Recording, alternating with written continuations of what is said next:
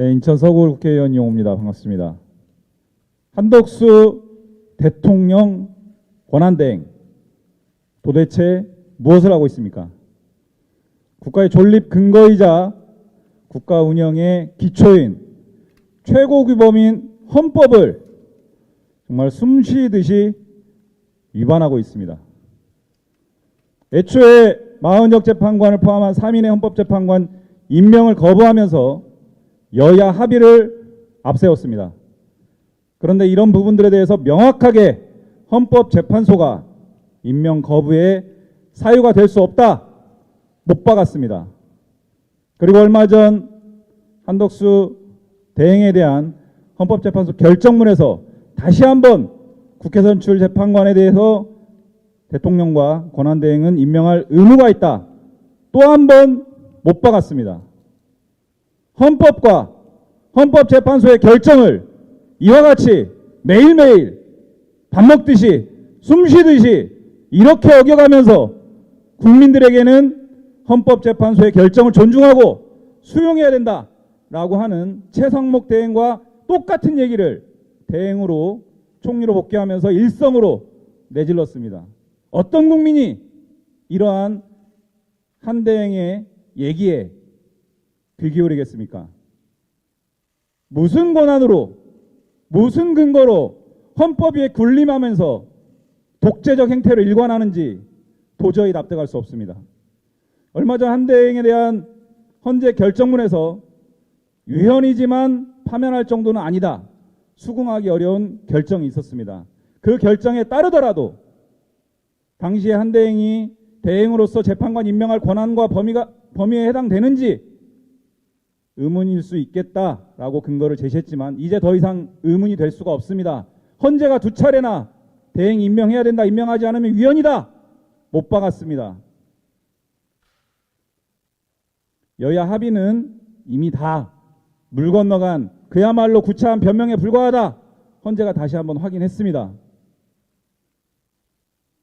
한 대행의 지금과 같은 조치 행태는 헌법과 헌법재판소의 결정을 유린하는 것을 넘어서 국회의 입법권, 국회의 권한들을 무력화시키고 초토화시키는 국가의 근간을 흔드는 행위다 이렇게 규정합니다.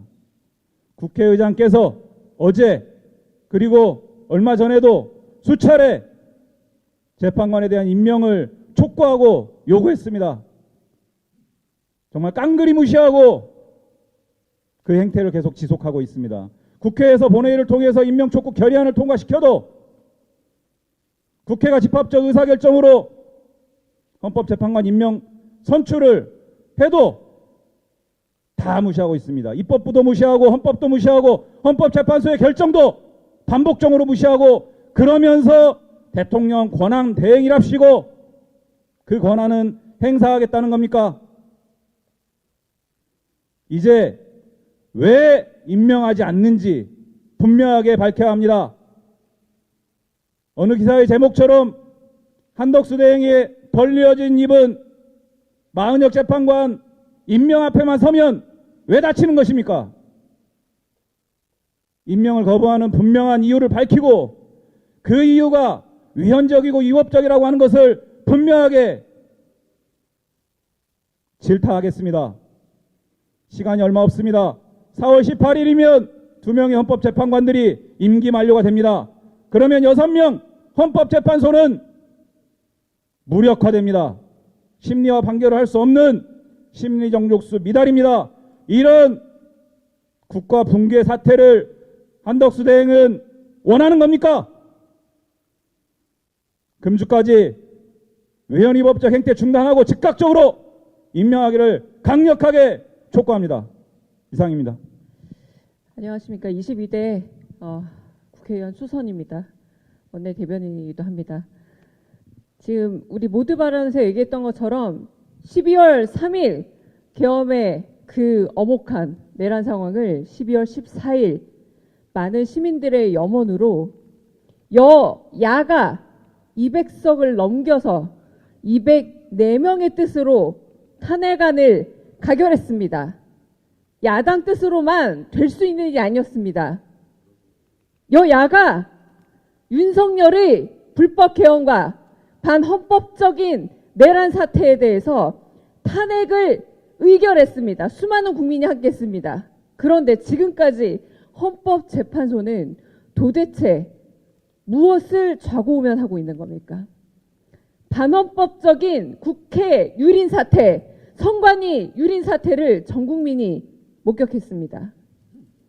자, 이제 다시 국회가 어떤 일을 해야 되겠습니까? 의장님께 간곡한 요청을 드립니다.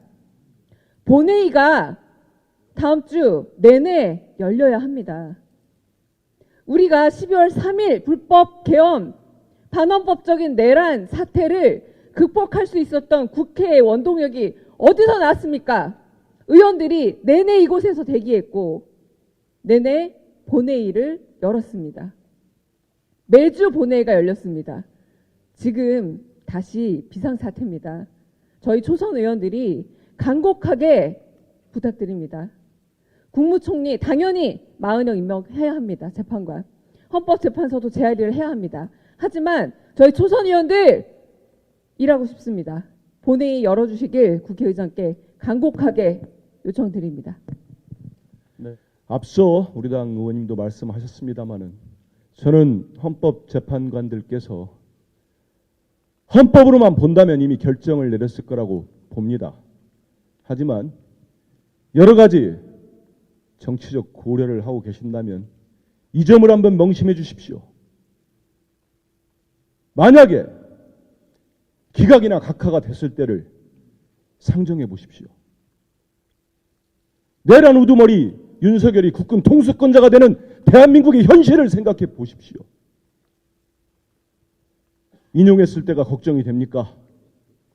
인용했을 때는 극우 세력의 반발이 있을 겁니다. 하지만 그것은 대한민국이 감당이 가능합니다.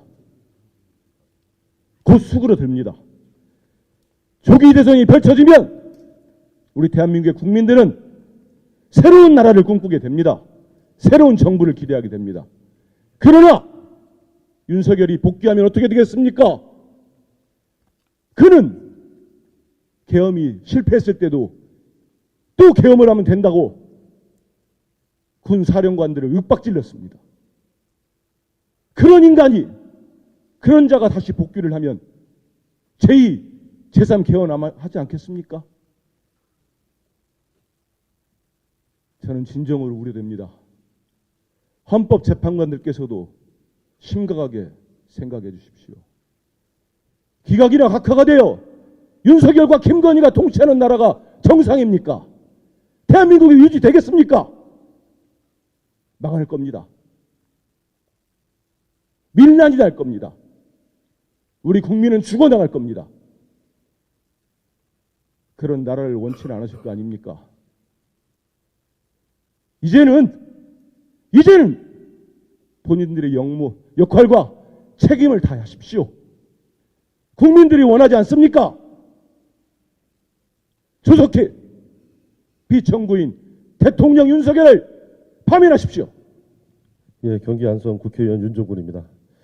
오늘 우리 초선 의원들이 이렇게 모인 중요한 이유 중에 하나가 의원실 국회의장님께 다음 주 초 본회의를 꼭 소집해달라라고 하는 것을 강력하게 촉구하기 위함입니다. 저는 지금 우리 대한민국이 지난 대선에서 대통령 국민들이 뽑은 선출된 행정의 최고 권력인 대통령이 국민들로부터 신임을 잃은 대한민국의 행정 권력이 무너진 상황이라고 생각합니다. 지금은 어떤 협상이나 대화를 통해서 합의안을, 중재안을 마련할 수 있는 시기가 아닌 비상한 시국입니다. 따라서 지금은 또 하나의 선출된 권력인 우리 국회를 대표하는 국회의장님께서 한가하게 시간을 보내실 때가 아니라 대한민국을 지키기 위해서, 대한민국 국채를 지키기 위해서 다음 주 초에 본회의를 여는 것이 유일한 방법이다, 이렇게 생각을 합니다. 언론인들도 많이 보셨던 것처럼, 들으셨던 것처럼 솔직히 말씀드리겠습니다. 민주당 내에서 지금 현 상황에 대한 인식이 우리 초재선 의원들과 중대들과 상당한 간극이 있습니다. 여러 가지 시나리오를 얘기하고 있습니다. 그러나 지금은 국민들도 신임을 훼손한 행정권력, 권한된 권력들을 선한 의지를 믿고 상황을 지켜볼 때가 아닙니다. 그들은 이미 여러분들이 말씀하셨지만 헌법재판소가 헌법을 위반했다고 명백하게 결정한 사안에 대해서도 실행을 하고 있지 않습니다. 이럴 때 국민들이 또 하나 선출해 주신 국회 권력이 무엇을 해야 되겠습니까? 지금 이 순간 의원실 국회의장님은 이 대한민국의 국채를 지킬 세력은 국회밖에 없다라고 하는 절박한 역사의 인식을 가지고 국회를 운영해 주셔야 합니다. 그렇지 않고 다음 주가 그냥 지나가서 4월 4일이 경과되고 그 다음 주로 넘어간다면 지금까지 지켜온 대한민국 민주주의, 정의, 그 누구도 담보할 수 없는 극단적인 혼란의 시간이 올 수밖에 없습니다. 다시 한번 간곡하게 의원실 국회의장님께 호소드립니다. 이미 여러 차례 초선 의원들이 면담을 신청했습니다. 그러나 성사되지 않고 있습니다. 얘기를 들어주십시오. 우리 초선 의원들의 얘기를 듣고 지금 대한민국 국회의장으로서 무엇을 해야 하는지 역사의 선택을 해주시기 바랍니다. 저희도 행동할 것입니다. 예, 마치겠습니다.